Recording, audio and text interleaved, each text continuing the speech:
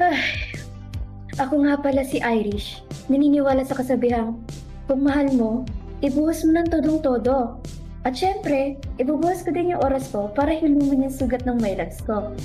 Ang best friend kong si Shin. Pwede mo ba akong tulungan? Ako? Saan naman? Pwede mo bang maging GF si Drake? Eto na nga, ang chismis sa loob ng campus natin. May new transfer daw, pangalan Drake Palma. Tapos ayun daw dahilan nung pagka-break ni Shin at Kay. Humanda ka, Drake Palma. Oh my God, si Drake ba yun? Drake, may gusto ko sa'yo. Okay, Uy, madali lang pala maging boyfriend si Drake eh. we're done. Okay. Oo nga eh. Gulat ako. Madali lang din makipaghiwalay. Hi, Drake. Ano ba naman? Hindi talaga bagay sa akin eh. Hi, Drake. Ay, ano ba yan? Hindi ko talaga kaya. Kain na! Ay, oo nga. Pababa na po. Hi, Drake. Grabe. Napakatalino mo pala, no? Nakakuha ka ng high grade. Napakagaling mo naman. Congrats, ah.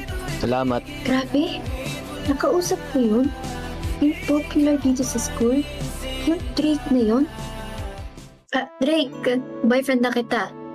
1, 2, 3, 4, 5. Break na tayo!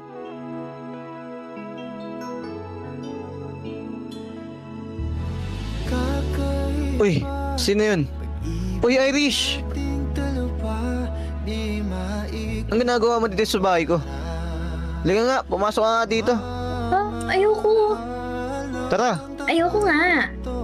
Eh, ayoko nga. tara na. Good morning, ma'am.